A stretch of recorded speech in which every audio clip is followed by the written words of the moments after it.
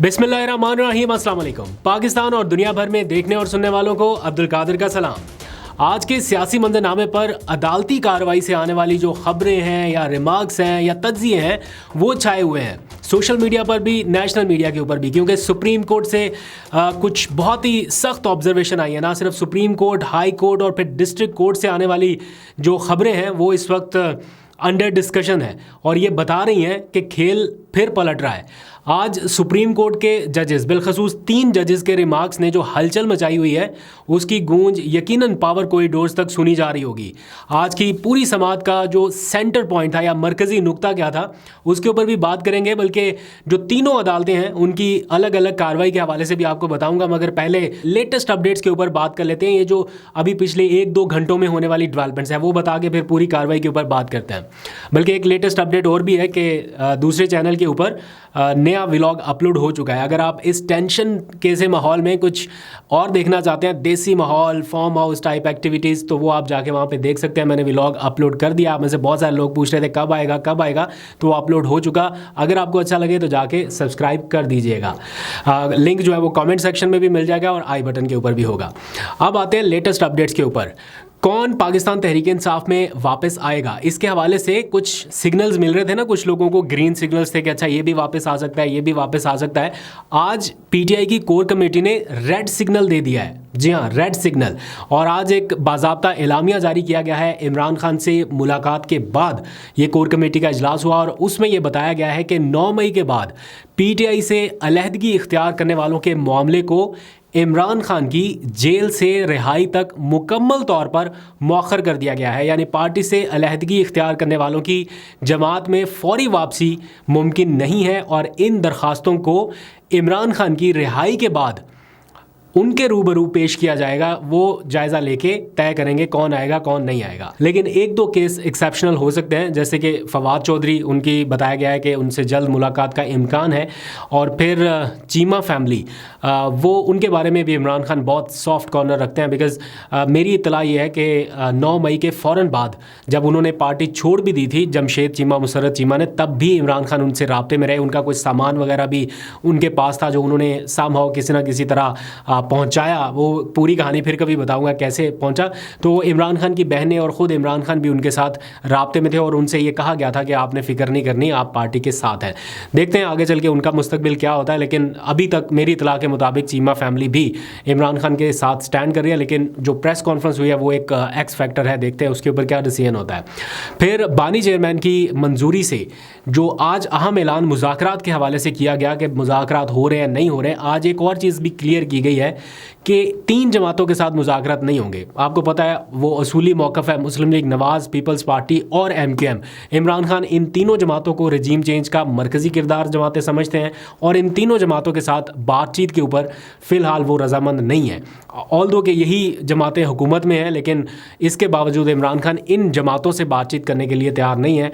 इनको उन्होंने माइनस किया, बाकी सारी जमातों के साथ बातचीत हो सकती है। और इस वक्त जिसके पीछे PTI जाना चाहती है दैट इज़ मौलाना फजलुर रहमान। और कल की उनकी पार्लियामेंट में की गई तकरीर के बाद तो और ज़्यादा कोशिशें तेज़ हो गई हैं।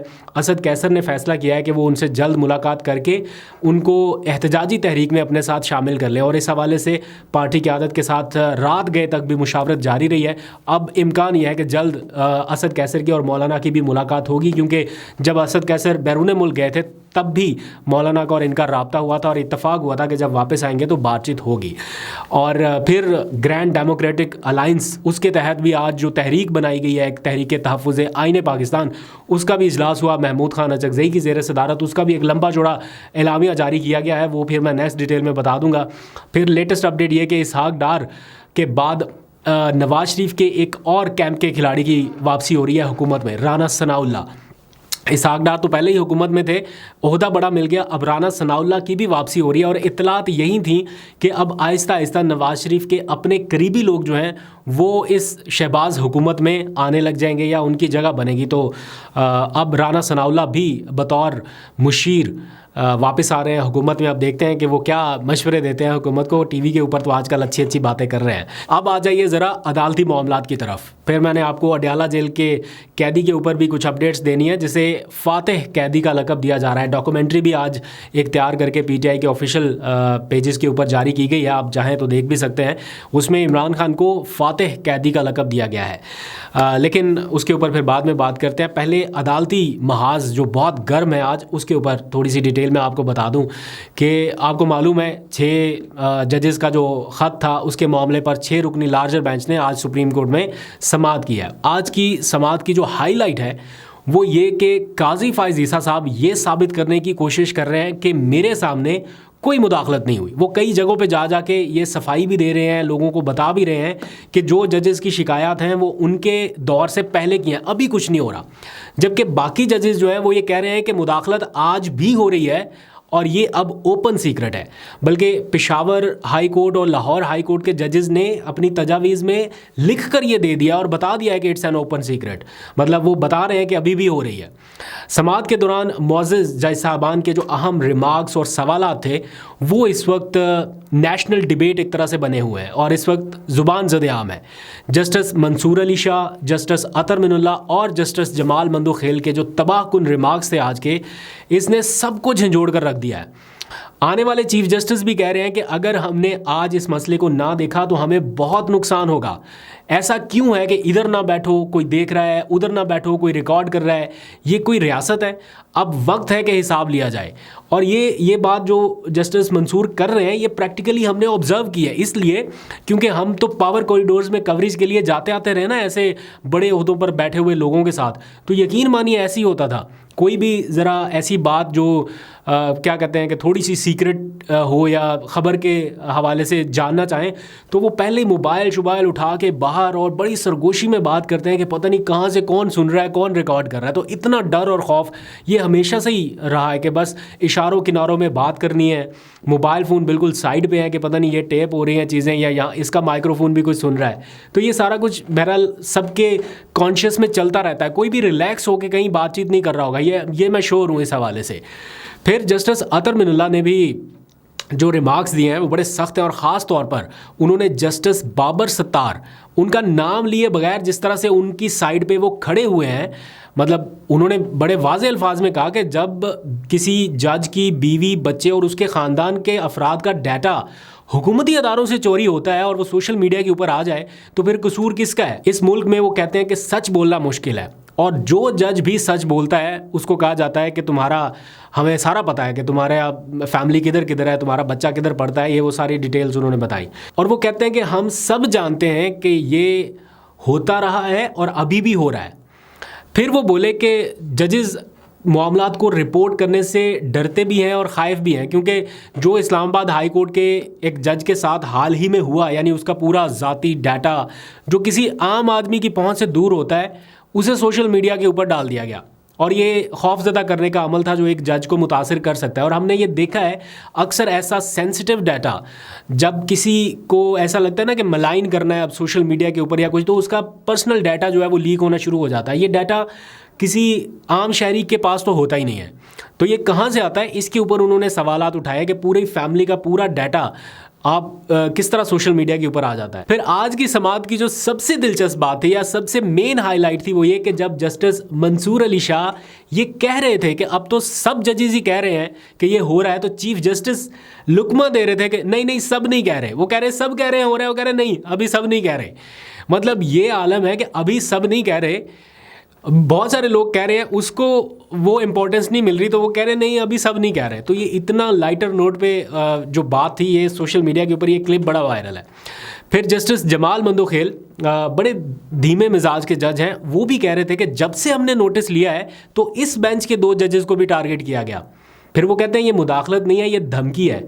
हाई कोर्ट के जजेस ने शिकायत की हमसे, हमने नोटिस लिया तो हमारे साथ ये सब कुछ हो रहा है। फिर अगर हम फैसला दे भी दें, लेट्स सपोज 10 फैसले दे दें तो क्या हो जाएगा? फिर जस्टिस मंसूर अली शाह ने और रिमार्क्स दिए, उन्होंने कहा कि हम अपने सिस्टम को मजबूत करें तभी इस सारे मामले का हल हो सकता है। मतलब अगर सिस्टम पूरा एक जज के साथ खड़ा हो जाए तब होगी बात। पहले हम अपना घर ठीक कर लें फिर आगे बढ़ें। तो चीफ जस्टिस बोले कि इस पे फिर हुकूमत कानून साजी करे। तो मेरा ये क्वेश्चन है कि जो हुकूमत इस सारे अमल की बेनिफिशरी है, ये जजेस को डराना धमकाना या जो कुछ हो रहा है, उसकी at the moment ultimate beneficiary कौन है? एग्जैक्टिव, हुकूमत। तो अगर उन्हीं से आप ये मुतालबा करें कि चलें हुकूमत कानून साजी कर ले, हम कुछ नहीं करते, तो ये इस तरह तो बात नहीं बनती। ना उन्होंने कानून साजी इस तरह से करनी है और ना इसका रास्ता उस तरह से बंद होना है अनटिल अनलेस आप लोग सॉलिड स्टैंड लें। अब आ जाए ज़रा इस्लामाबाद हाई कोर्ट की तरफ। यहाँ पर भी बड़ी दिलचस्प सूरत हुई, 2 केसेस बड़े दिलचस्प। एक तो साइफर केस जिसकी समाअत आज फिर मुलतवी होगी, तवक्कुआत के ऐन मुताबिक मुलतवी होना ही थी, क्योंकि अभी इतनी जल्दी इसमें इंसाफ हो जाए तो फिर क्या ही बात है। क्योंकि पीटीआई के वकला तो ये माने बैठे हैं कि जब तक उधर 190 मिलियन पाउंड केस वाला कोई सज़ा नहीं हो जाएगी तब तक शायद यहाँ से रिलीफ मिलना मुश्किल है। फिर उधर डिस्ट्रिक्ट कोर्ट की अगर बात करें तो इद्दत का केस था। आज उसमें एक और दिलचस्प चीज़ देखने में आई। पहले तो प्रोसिक्यूटर ही पेश नहीं हो रहे थे, अल्लाह अल्लाह करके वो पेश हुए, तो आज खाबर मानिका ने एतराज़ उठा दिया, जो इस केस की समाअत करने वाले जज हैं शाहरुख अर्जमंद। उनको कहा कि हमें आपके ऊपर एतमाद नहीं है या व्हाटएवर, इस तरह कहा कि आप बेंच से अलग हो जाएं या केस किसी और जगह ट्रांसफ़र कर दें।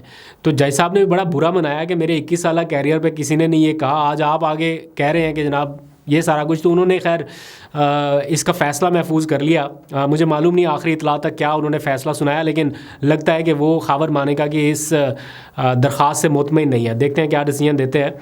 फिर अडयाला जेल की तरफ चलते हैं, बल्कि वहाँ जाने से पहले एक और केस आज बड़ा इंटरेस्टिंग हुआ बुशरा बीबी के हवाले से।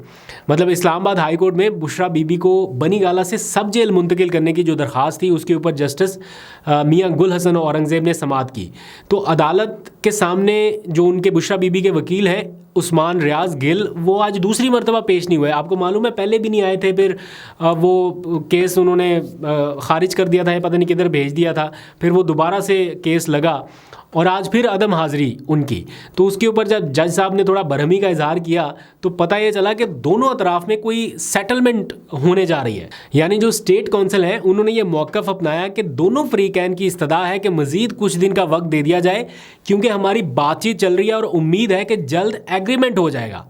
तो इस पर जस्टिस मियां गुल हसन औरंगज़ेब ने बड़ी हैरानी का इजहार किया और पूछा कि हैं क्या एग्रीमेंट कर रहे हैं आप? जिस पर जो स्टेट कौंसिल थे उन्होंने बताया कि हमारा 2 तरफ़ा कोई अरेंजमेंट हो रहा है, अभी हतमी नहीं है, इसलिए उसके नुकात नहीं बता सकता। माइट भी बुशरा बीवी की रिहाई आने वाले दिनों में होने वाली है, या शायद वो अडयाला जेल मुंतकिल हो रही है। कोई एग्रीमेंट, कोई सेटलमेंट, कोई इस तरह की कोई अरेंजमेंट हो रहा है। तो इसके ऊपर जस्टिस मियां गुल हसन ने बड़ी हैरानगी का इजहार भी किया, थोड़ा बरहमी का इजहार भी किया कि ये क्या मजाक है, और 2 मई तक मेरा ख्याल इस केस की समाअत मुलतवी की है। फिर आ जाइए ज़रा अडयाला जेल की तरफ। आज अडयाला जेल में इमरान खान से वकला की मुलाकात हुई चेयरमैन PAC के मामले पर, और मरवत साहब जीत गए आज एक बार फिर। यानी मरवत साहब ने इमरान खान को कायल कर ही लिया कि उनका वोट इमरान खान का मरवत साहब की तरफ ही आया, और उसूलन होना भी ये चाहिए था कि जिसका नाम उन्होंने पहले ले दिया कि मरवत को उन्होंने बना दिया चेयरमैन PAC का कैंडिडेट, तो फिर उसे ही होना चाहिए। फिर ये नहीं है कि पार्टी के अंदर कोई लॉबिंग है या मुस्लिम लीग नून नहीं मान रही या कोई नहीं मान रहा, कोई नहीं मान रहा तो वो फिर ऑन रिकॉर्ड आनी चाहिए ना बात। स्पीकर ऑफिस कह रहा है नहीं हमने तो कुछ नहीं कहा, आप जिसको मर्जी बनाएं। तो अगर उन्होंने अंडर द कारपेट आपसे बात की है तो फिर ज़रा खुल के आनी चाहिए ना। फिर आप नाम ठीक है शेर अफजल मरवत का दें, अगर वो नहीं मानते तो पता चलेगा ना लोगों को कि जनाब इनकी तरफ से मसला था। तो इमरान खान ने उसका नाम दे दिया है।